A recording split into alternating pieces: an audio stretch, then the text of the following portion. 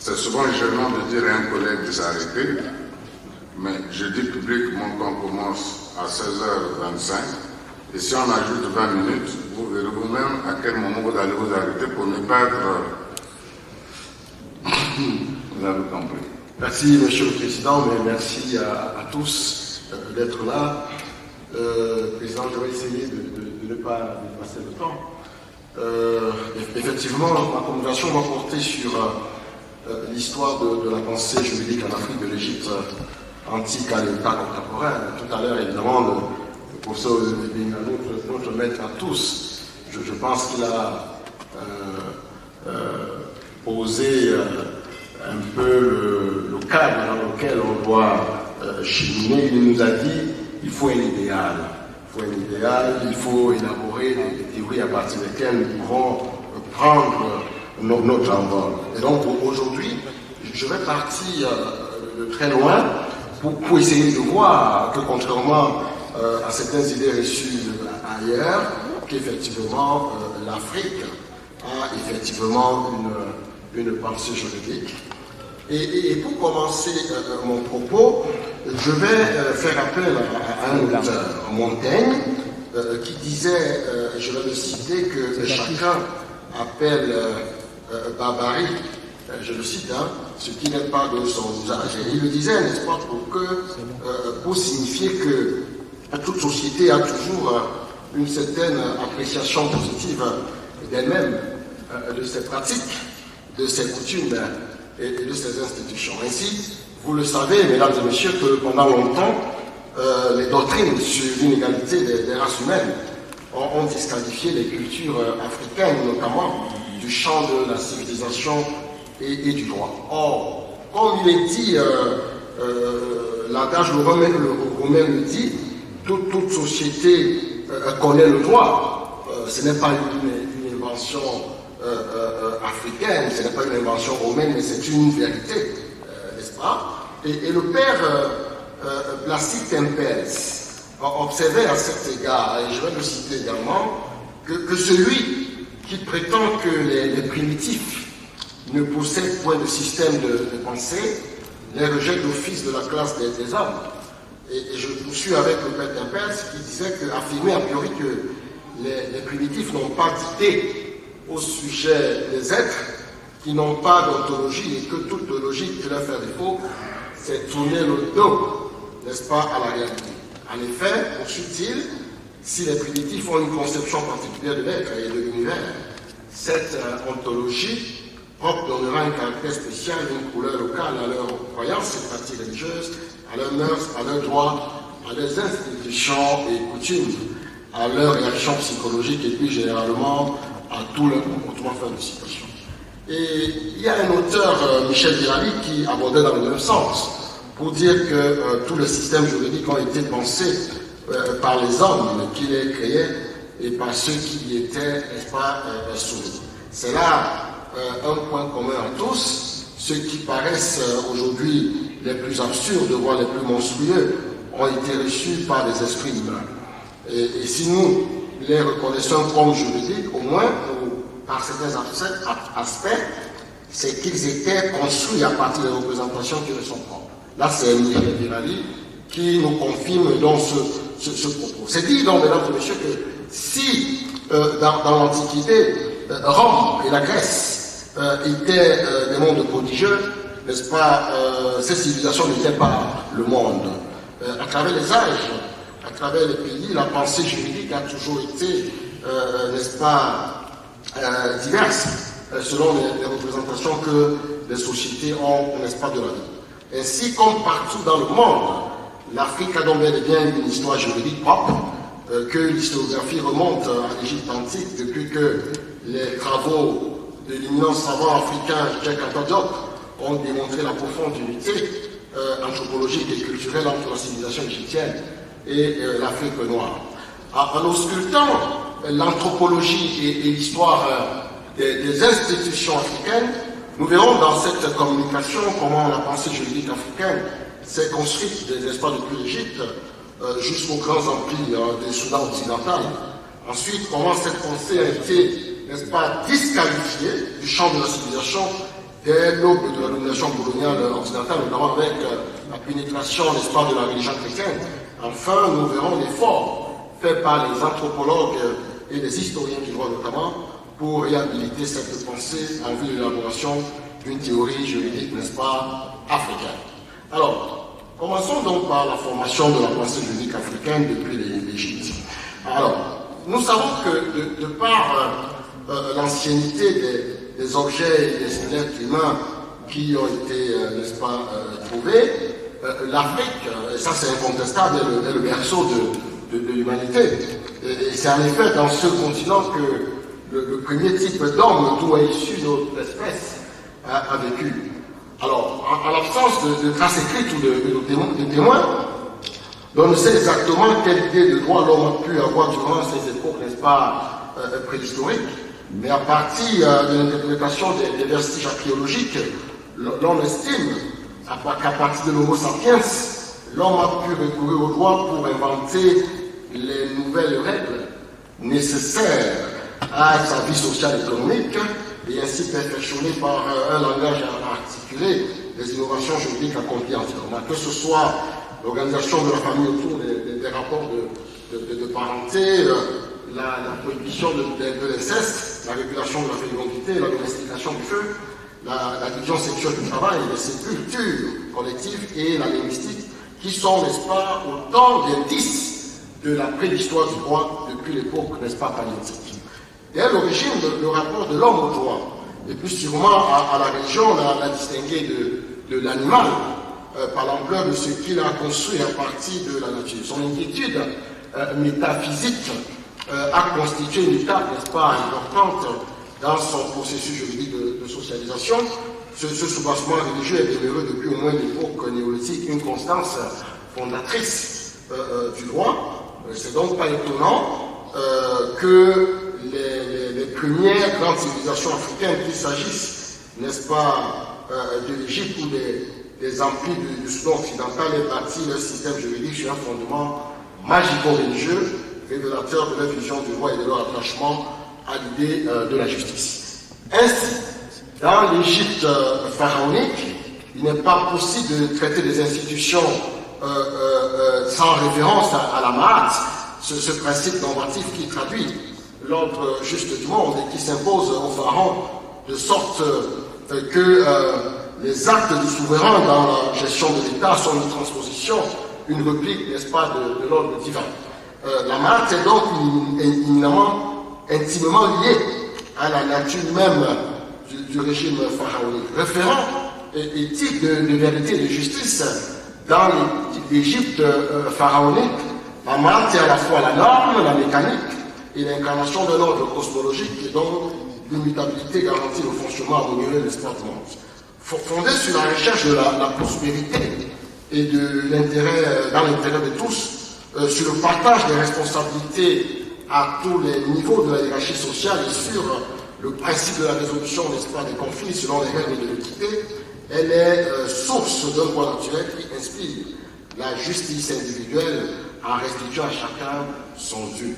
C'est donc une clé de voûte, n'est-ce pas, c'est la clé de voûte idéologique et institutionnelle de l'Égypte pharaonique. La Maat est aussi une valeur transcendante de justice, révélatrice des vérités cosmiques. Donc le droit n'est qu'une fidèle transcription éthique pour garantir en permanence la vie. Cette valeur a permis, et vous le comprenez très bien, la survie du régime pharaonique égyptien durant près de 3000 ans.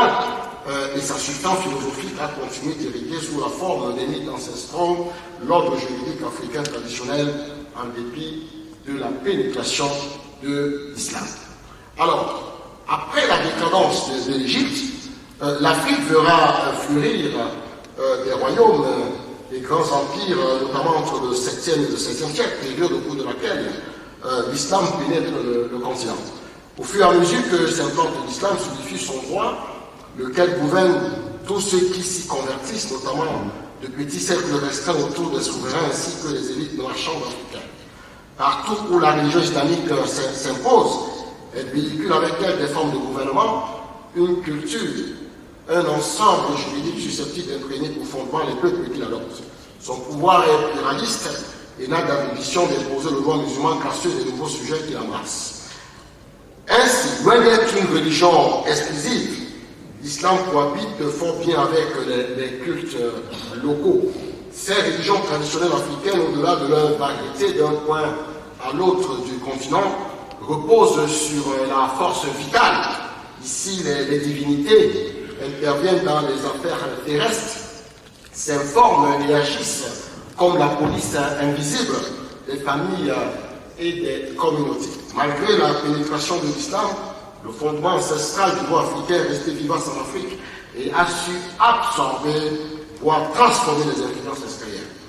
Au temps des grands empires du Soudan occidental, l'aristocratie a adopté l'islam, mais l'animisme est demeuré la pratique, n'est-ce pas, populaire.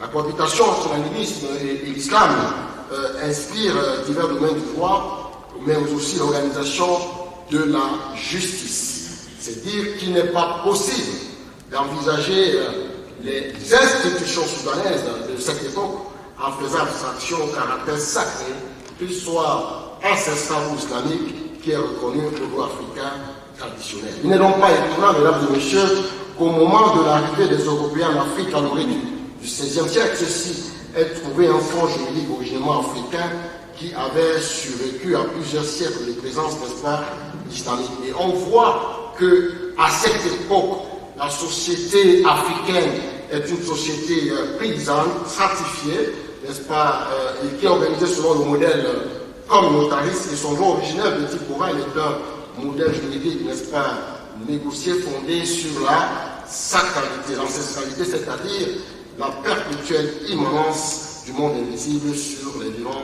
en vue du maintien permanent de la justice et de la paix sociale. Nous allons donc voir maintenant comment, progressivement, cette pensée juridique africaine qui existait bel et bien va être disqualifiée. À partir du XVe siècle, la décadence du monde islamique est donc déjà ressentie en Afrique. Alors, avec la découverte de l'Amérique et l'installation des comptoirs négriers sur les côtes africaines, l'Europe découvre une autre partie de l'humanité qui ne connaissait pas la révélation chrétienne. Et on va voir progressivement, à partir de ce moment, comment le christianisme va se développer, si bien qu'à partir de ces époques-là, 15e, 16e siècle, les explorateurs, n'est-ce pas, portugais procèdent à une évangélisation de long des côtes africaines. À la fin du 19e siècle, jusqu'à la fin du 19e siècle, seul 1% des chrétiens étaient africains. Et le changement au 20e siècle va être fort. À partir du 20e siècle, un nouvel essor du christianisme apparaît en Afrique, surtout dans la partie subsaharienne où foisonnent de multiples confessions. Dans son développement en Afrique, le christianisme va avoir une sérieuse influence sur l'histoire du droit, en ce sens qu'il a fortement contribué à façonner idéologiquement le monde africain, comme il avait déjà fait en Occident. Religion monothéiste, le christianisme se situe en partie dans le prolongement du judaïsme, et dont il reprend et avalise l'idée d'une nature bonne à l'origine, mais corrompue par le péché racheté par le sacrifice du Christ. Alors, conformément à l'idéologie libérale et individualiste qu'il véhicule, le christianisme va effectivement pénétrer l'Afrique en promouvant notamment les individus, même à l'intérieur des familles. On va dire qu'en posant le dualisme de Dieu et de César, la révélation chrétienne a rompu avec le monisme païen, juif ou islamique qui ne conçoit pas la séparation de l'Église et de l'État. Et de manière subtile, le christianisme a théorisé l'origine du pouvoir en étant qui vient de Dieu, mais que ce sont les hommes qui se choisissent leurs lois et les chefs. Dès la fin du XIXe siècle, les gouvernements occidentaux soutenus par les missionnaires posent des jalons de nouvel ordre politique en Afrique, l'État étant devenu l'épicentre de la production normative. Le modèle juridique occidental inspiré par les valeurs du christianisme accorde la primauté à la personne humaine. Si c'est à l'État qu'il revient de poser les règles de la vie en société, la légitimité de ces règles, n'est-ce pas, repose sur le respect des droits individuels. Et ce respect doit inspirer le droit public et le droit privé. Mesdames et messieurs, bien avant même que les éléments constitutifs de l'État moderne occidental y soient progressivement importés, c'est-à-dire en Afrique, Le processus d'occidentalisation du droit en Afrique avait déjà commencé depuis la découverte de ces côtes, comme on l'a dit au XVe siècle. À la suite de la conférence de Berlin, les puissances occidentales procèdent au façonnement territorial du continent africain qu'elles morcellent en fixant de nouvelles frontières dans la perspective des États-nations. Les territoires nouvellement formés impliquent, n'est-ce pas, le dépassement des logiques sociales communautaires pour devenir des groupements politiques où les individus forment leur identité sur un rapport d'allégeance à un centre qui monopolise, n'est-ce pas, l'autorité. À partir de la fin du XIXe siècle, l'État central, donc l'État occidental, s'enracine en Afrique et devient le vecteur de l'unification nationale par le droit qui se professionnalise. Désormais, le juriste formé dans les facultés de droit des universités devient un agent de l'État indispensable à la régulation de l'activité juridique et judiciaire. Il entreprend de substituer la coutume qui était l'ancienne source privilégiée du droit populaire par le sien qui est doctrinal, jurisprudentiel ou législatif. Un pseudo-pluralisme juridique est mis en place. Les coutumes locales sont reconnues à condition qu'elles soient conformes à la civilisation, c'est-à-dire à l'ordre juridique, n'est-ce pas, colonial. Mais l'État post-colonial qui viendra par la suite fera disparaître ce pseudo-pluralisme en élaborant des législations unificatrices qui ne laissent même plus aux droits précoloniaux un espace de semi-autonomie. Sacralisé donc dans les systèmes juridiques africains post-coloniaux, l'occidentalisation du droit poursuit son expansion. Si bien que ce processus d'acculturation juridique va rendre les Africains étrangers à eux-mêmes en occultant la richesse de leur altérité, en modifiant le mode de pensée et de production, en déconnectant le droit des réalités locales, et si bien que dans toute l'Afrique postcoloniale, les nouveaux États sont restés assez largement défavorables aux droits traditionnels, considérés comme un obstacle au progrès. Les anthropologues et donc les historiens du droit produisent néanmoins depuis plusieurs années déjà des travaux pour essayer de réhabiliter cette pensée juridique, n'est-ce pas, africaine. Le développement de l'anthropologie juridique, notamment associée aux historiens du droit, a permis de relativiser, n'est-ce pas, les phénomènes juridiques, de ne pas avoir de conséquences, de reconnaître les systèmes juridiques en non occidentaux à l'instar du droit africain, dont la prise en compte dans la théorie juridique contemporaine permettra sans doute à l'Afrique de redevenir souveraine de son destin dans l'histoire universelle. En effet, mesdames et messieurs, le droit, comme vous le savez, varie selon les sociétés, les cultures et les époques. Il n'est pas une donnée immuable. Il change selon les temps et les espaces. Les conceptions du droit se heurtent sur le rôle qui lui est dévolu dans telle ou telle société, à telle ou telle époque. Mais là où la conception du droit est identique, les techniques, même là où la conception du droit est identique, les techniques même s'affrontent. Cette variation du droit préserve le juriste dirigé le droit qui connaît un modèle absolu. Ainsi, à travers ces divers domaines du droit, on constate que les sociétés traditionnelles ne sont nullement primitives, comme on a voulu faire croire. Elles ne sont nullement archaïques ou infantiles. Bien avant les sociétés modernes, elles avaient déjà inventé ce qu'on appelle la famille conjugale, le contrat, la peine, en usant de façon alternative avec la famille large, le statut et la vengeance. Et là, il faut reprendre l'anthropologue Raymond Verdier qui fait remarquer que la cosmogonie, par exemple, des Dogons, n'a rien envié à celle des Grecs. Les aborigènes d'Australie ont élaboré des systèmes parentaux d'une complexité telle que nous devons utiliser les ordinateurs pour en saisir toutes les potentialités. L'organisation politique des Mayas était très en avance sur celle des États européens qui les colonisaient. Bien d'autres sociétés ont mis en œuvre des conceptions d'un droit moins orienté vers la répression que la prévention et la conciliation, notions que nous explorons aujourd'hui. Donc, les sociétés traditionnelles ne paraissent sous-développées que mesurées à l'aide des critères choisis par le monde occidental. Ainsi donc, mesdames et messieurs, devant la pertinence du discours anthropologique et du travail fait par les historiens du droit pour comprendre l'altérité des autres cultures juridiques, l'idée d'un droit africain est désormais admise dans la doctrine, n'est-ce pas, juridique. Toujours est-il que depuis la période coloniale, les États d'Afrique noire se sont construits sur le modèle étatique et juridique occidental, considérant donc le droit traditionnel comme un obstacle au progrès.